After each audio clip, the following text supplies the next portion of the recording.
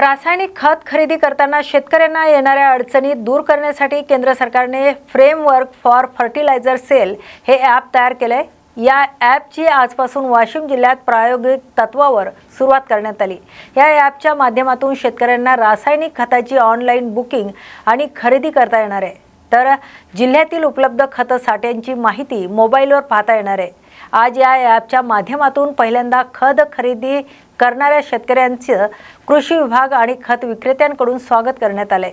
वाशिम जिल्ह्यातील या उपक्रमासाठी पायलट प्रोजेक्ट म्हणून निवड करण्यात आली आहे। आता विक्रेत्यांना या ॲपच्या माध्यमातूनच खत विक्री करावी लागणार असल्याचं, खतांचा काळाबाजार आणि अनियमितता रोखण्यास मदत होईल असा दावा कृषी विभागाकडून करण्यात आला आहे। त्यामुळे शेतकऱ्यांना खत खरेदी अधिक सुलभ होण्याची अपेक्षा आहे। रासायनिक खतनिविष्ठा ही शेतकऱ्यांची एक महत्त्वपूर्ण गरज आहे आणि या खताची गरज पूर्ण करण्यासाठी शेतकऱ्यांना दुकानांच्या दारोदारी फिरावं लागत होतं। ती दूर करण्यासाठी केंद्र सरकारने फ्रेमवर्क फॉर फर्टिलायझर हे ॲप सुरू केलेलं आहे आणि त्या ॲपसाठी वाशिम जिल्हा पायलट प्रोजेक्टमधून दुसऱ्या टप्प्यामध्ये निवडण्यात आलेला आहे। आज आपल्या या ॲपचं सुरुवात वाशिम जिल्ह्यामध्ये झालेली आहे आणि या ठिकाणी वाशिम जिल्ह्यामधले पहिले शेतकरी यांनी या ठिकाणी खत खरेदी केलेलं आहे। हे अत्यंत सुटसुटीत आणि सोयीची आहे। सर्व शेतकऱ्यांना विनंती आहे की प्ले स्टोअरवरून त्यांनी FFS ॲप डाउनलोड करावे आणि आपल्या आधार कार्डचा व फार्मर ID चा वापर करून आपलं खत बुकिंग करावं। हे बुकिंग केलेलं खत 3 दिवसापर्यंत आपल्याला उपलब्ध करून देण्याची व्यवस्था यामध्ये केलेली आहे। आपला QR कोड दाखवता क्षणी शेतकऱ्याला ते खत त्या ठिकाणी उपलब्ध होईल।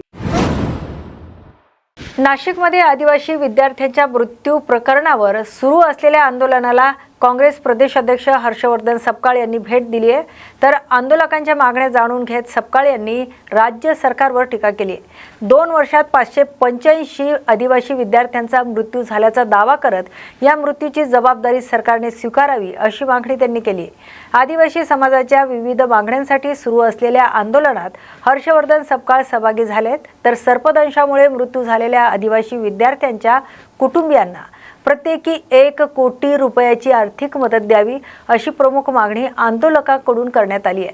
तसंच 5 ऑगस्ट 2026 रोजी जारी करण्यात आलेल्या सुधारित शासन निर्णय तात्काळ रद्द करावा अशी मागणी आंदोलकांनी केली आहे। या मागण्यांवर सरकारने तातडीने निर्णय न घेतल्यास आंदोलन अधिक तीव्र करण्याचा इशारा देण्यात आला आहे। संपूर्ण महाराष्ट्रामध्ये आदिवासी विद्यार्थ्यांचे आंदोलन सुरू आहेत। ज्या ठिकाणी विभागीय आदिवासी कार्यालय, विभागीय आयुक्त कार्यालय या ठिकाणी या लक्षवेधी अशा स्वरूपाच्या मागण्यांच्या अनुषंगानं आदिवासी विद्यार्थी बसलेले आहेत। त्यांच्या मागण्या अत्यंत रास्त आहेत। सरकारने त्या संदर्भात तातडीने निर्णय घेणं आवश्यक आहे आणि यासोबतच गत 2 वर्षामध्ये आदिवासी वसतिगृहांमध्ये राहणाऱ्या 584 विद्यार्थी आणि विद्यार्थ्यांचे मृत्यू झालेले ही अत्यंत गंभीर बाब आहे आणि ही एवढे मृत्यू का झाले असतील आणि गलतान कारभाराचा जेव्हा मागोवा घेतला तेव्हा मोठ्या प्रमाणावर भ्रष्टाचार होत आहे। सुविधांच्या अनुषंगाने भ्रष्टाचार होत आहे। अन्न जे आहे ते शिजवून व्यवस्थित दिल्या जात नाही अशा स्वरूपाच्या तक्रारी आहेत आणि या सर्व मागण्यांच्या सोबतच विद्यार्थ्यांच्या मूलभूत स्वरूपाच्या शैक्षणिक काही समस्या आहेत, ज्यामध्ये वयोमर्यादा हॉस्टेलमध्ये राहणाऱ्यांची काढून घ्यावी ही देखील एक ऐरणीची मागणी त्यामध्ये आहे। राहुल गांधी हे छात्रवृत्तीच्या अनुषंगानं जेव्हा पुण्याला आले होते तेव्हा या संपूर्ण आदिवासी विद्यार्थ्यांच्या आंदोलनाचं प्रतिनिधित्व करणारी एक विद्यार्थिनी जेव्हा बोलली त्यावेळेस राहुल गांधींनी देखील या सगळ्या आंदोलनाला आपलं समर्थन दिलेलंच आहे आणि इतपर आज या आंदोलकांशी चर्चा करत असताना या आंदोलकांच्या सोबत काँग्रेस आहेच हे वेगळ्यांनी सांगण्याची आवश्यकता नाही। मात्र या मागण्या तातडीने सरकारने त्यांच्या स्वीकारल्या पाहिजे। एक स्वतंत्र कॅबिनेट बैठक जी आहे ही आदिवासी विद्यार्थ्यांच्या समस्येवर ही संपन्न झाली पाहिजे आणि तातडीने या सर्व यांच्या मागण्या मंजूर कराव्यात आणि सोबतच या गलतान कारभाराला जबाबदार असणाऱ्या आणि सोबतच 584 मृत्यूला कारणीभूत असणाऱ्या साम टीव्हीचे पत्रकार सुशील थोरात यांच्यावर झालेल्या प्राणघातक हल्ल्याप्रकरणी अहिल्यानगर स्थानिक गुन्हे शाखेने मोठी कार्यवाही केली। या प्रकरणातील 3 आरोपींना छत्रपती संभाजीनगर येथून ताब्यात घेण्यात आले। तर 20 ऑगस्ट रोजी सुशील थोरात यांच्या कारला एका मोपेडने धडक दिल्यानंतर वाद झालाय। तसेच विरोधात बातम्या प्रसारित केल्याच्या कारणावरून आरोपींनी थोरात आणि त्यांच्या मुलाला मारहाण केल्याचा आरोप आहे। यावेळी थोरात यांना खाली पाडून डोक्यात आणि पाठीवर दगडाने मारहाण करण्यात आली आहे। तसंच गळा दाबून जीवे मारण्याचा प्रयत्न केल्याचेही फिर्यादीत नमूद केले। या प्रकरणी तोफखाना पोलीस ठाण्यात भारतीय न्याय संहितेच्या विविध कलमानुसार गुन्हा दाखल करण्यात आलाय। घटनेची माहिती मिळताच पोलीस अधीक्षकांच्या आदेशाने गुन्हे शाखेने आरोपीच्या शोधासाठी 2 पथकही रवाना केली। तपासादरम्यान 3 आरोपींचा ठाव ठिकाणा मिळाल्यानंतर त्यांना छत्रपती संभाजीनगर येथून ताब्यात घेण्यात आले। या प्रकरणातील इतर आरोपींचा शोध सुरू असल्याची माहिती पोलिसांकडून देण्यात आली आहे। मारुतीराव थोरात व 49 वर्ष यांच्यावर दिनांक 20/8/2026 रोजी पाईपलाईन रोड HDFC बँकेसमोर जीवघेणा हल्ला झाला होता। सदरचा गुन्हा गंभीर स्वरूपाचा असल्याने माननीय पोलीस अधीक्षक श्री मुमक्का सुदर्शन साहेब यांनी या गुन्ह्याचा स्थानिक गुन्हे शाखेने समांतर तपास करावा व या गुन्ह्यातील आरोपितांना तात्काळ अटक करण्याबाबत आदेशित केले होते। त्या अनुषंगाने स्थानिक गुन्हे शाखेचे PSI जाधव व PSI दरवडे यांच्या नेतृत्वाखाली 2 वेगवेगळे पथक तयार करून 2 वेगवेगळ्या दिशेला रवाना करण्यात आले होते। सदर गुन्ह्यातील CCTV फुटेज तसेच तांत्रिक माहिती, गोपनीय माहिती व इतर आवश्यक गोष्टींचा उपयोग करून तपासात जे काही गोष्टी आवश्यक आहेत त्यांचा उपयोग करून सदर आरोपींचा शोध घेत होतं। सदरच्या आरोपींचा पथकाने राजगुरुनगर, पुणे, पिंपरी चिंचवड, दौंड, सुपा, संभाजीनगर या परिसरात शोध घेतला। आज पहाटे या गुन्ह्यातील आरोपी हे संभाजीनगर छत्रपती संभाजीनगर वाळूज या मनेशी परिसरात येणार असल्याबाबत गोपनीय माहिती मिळाली। त्या अनुषंगाने पथक पाठवून सदर ठिकाणाहून या गुन्ह्यातील 3 आरोपी हेमंत उर्फ सोनू दत्तात्रय कोहक, महेश उर्फ पप्पू दशरथ मते आणि प्रशांत शिवाजी निकरड हे 3 आरोपी मिळून आलेले आहेत। सदर आरोपी त्यांना अहिल्यानगर येथे आणण्यात आले असून तोफखाना पोलीस स्टेशन येथे हजर करण्यात आलेले आहे। तोफखाना देऊळगाव राजा तालुक्यातील पिंपरी आंधळे येथील जिल्हा परिषद शाळेतील विविध प्रश्नांवरून शालेय व्यवस्थापन समिती आणि पालकांनी केलेल्या कुलूप बंद आंदोलन अखेर मागे घेण्यात आले। मुख्याध्यापकांच्या कार्यपद्धतीबाबत पालक आणि शालेय व्यवस्थापन समिती नाराजी व्यक्त करत कर्तव्यात कसूर होत असल्याचा आरोप केला आहे। यासोबतच विद्यार्थ्यांच्या संख्येची तुलनेत शिक्षकांची संख्या अपुरी असल्याची मुद्दाही उपस्थित करण्यात आलाय। तर या मागण्याबाबत प्रशासनाकडून निवेदन देऊनही ठोस निर्णय न झाल्याने शाळेला कुलूप ठोकण्याचा निर्णय घेण्यात आला होता। त्यानंतर गट शिक्षण अधिकारी श्रीकृष्ण सपकाळ यांनी आंदोलनस्थळी भेट देत पालक, ग्रामस्थ आणि शालेय व्यवस्थापन समितीशी चर्चा केली।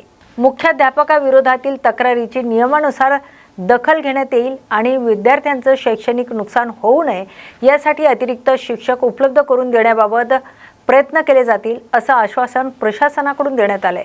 त्यानंतर आंदोलन मागे घेण्यात आलं असून शाळेचे कामकाज पुन्हा सुरू करण्यात आले। आज देऊळगाव राजा तालुक्यातील पिंपरी आंधळे येथील पालकांनी शाळेला कुलूप ठोकून कुलूप बंद आंदोलन केलंय। नेमकं हे कुलूप बंद आंदोलन करण्याचं कारण काय हे आपण आता शालेय व्यवस्थापन समितीचे उपाध्यक्ष यांच्याकडून जाणून घेणार आहोत। आज जो आपण शाळेला कुलूप लावण्याचा आक्रमक पवित्रा घेतलाय, नेमकं याचं कारण काय, याची पार्श्वभूमी काय?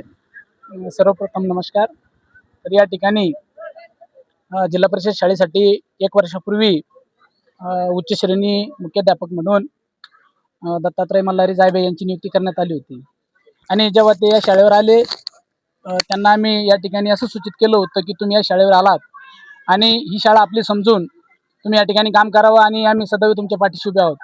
परंतु 1 वर्षाच्या कालखंडामध्ये सरांकडून योग्य पद्धतीनं काम झालं नाही। त्या अनुषंगानं शाळेतील गैरवापर, गैरव्यवहार असंख्य मुद्दे आहेत।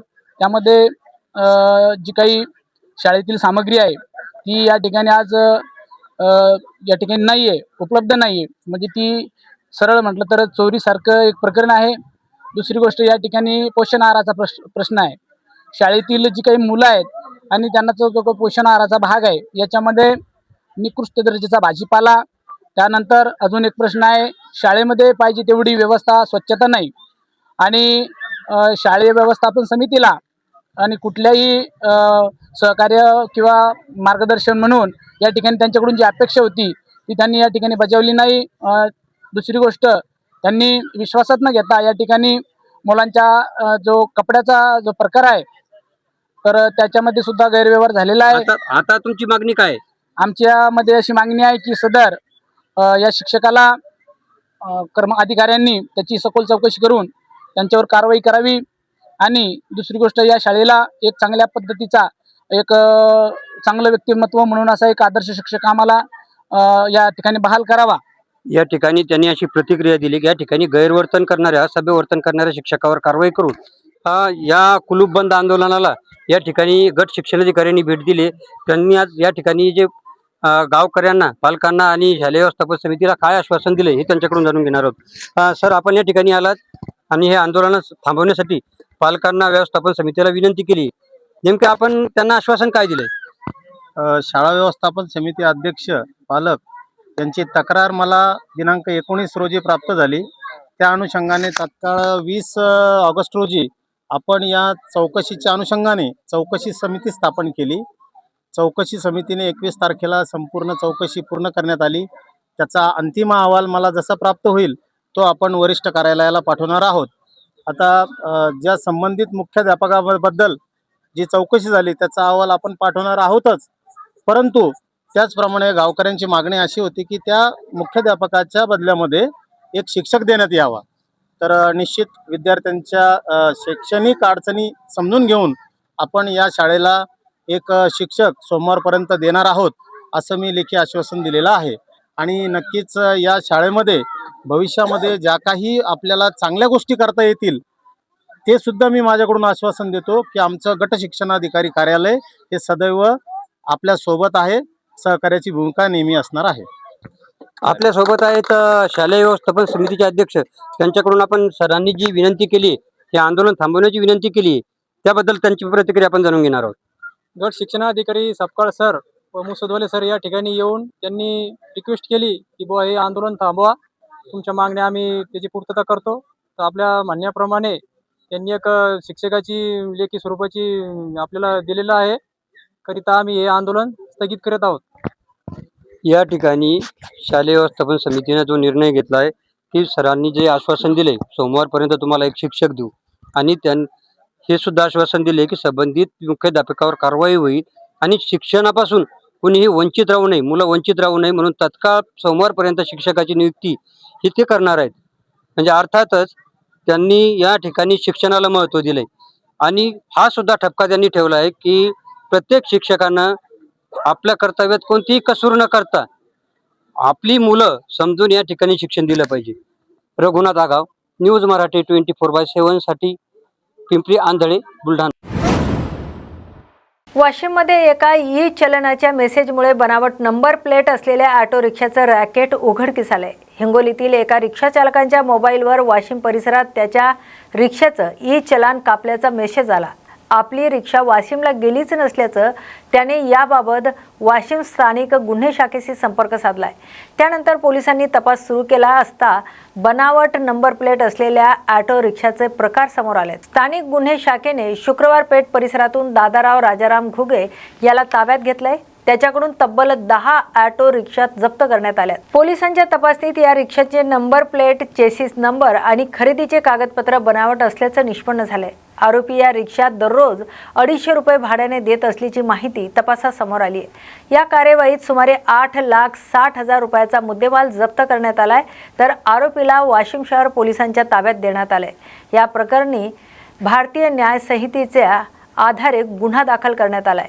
या रॉकेटमागे आणखी कोणाचा सहभाग आहे का याचा पोलिसांकडून तपास सुरू आहे. मंगरुळपीर तालुक्यातील शेंदूरजना मोरे मजलापूर परिसरात विद्युत डीपी फोडून त्यातील साहित्य चोरीला गेल्याची घटना समोर आली आहे. 24 ऑगस्टच्या रात्री अज्ञात चोरट्यांनी डीपीला लक्ष्य करत त्याची तोडफोड केली आणि आतील मौल्यवान साहित्य चोरून नेल्याची माहिती आहे. दुसऱ्या दिवशी सकाळी नागरिकांच्या निदर्शनास डीपी फुटलेल्या अवस्थेत आल्यानंतर चोरीचा प्रकार उघडकीस आलाय. त्यानंतर संबंधित विद्युत विभागाला घटनेची माहिती देण्यात आली आहे. डीपी मधील साहित्य चोरीला गेल्याने परिसरातील वीज पुरवठ्यांवर परिणाम होण्याची शक्यता व्यक्त केली जाते. चोरट्यांनी नेमकं कोणतं साहित्य आणि किती प्रमाणात चोरून नेलंय, तसंच या घटनेला किती रुपयाचं नुकसान झालंय हे पंचनामा आणि तपासणीनंतर स्पष्ट होणार आहे. ग्रामीण भागात विद्युत डीपी, तारा आणि इतर विद्युत साहित्य चोरीच्या घटना अधूनमधून घडत असल्याने विद्युत यंत्रणेच्या सुरक्षेचा प्रश्न पुन्हा एकदा ऐरणीवर आलाय. या घटनेतील अज्ञात चोरट्यांचा शोध घेऊन कार्यवाही करावी अशी मागणी स्थानिक नागरिकांकडून करण्यात येते.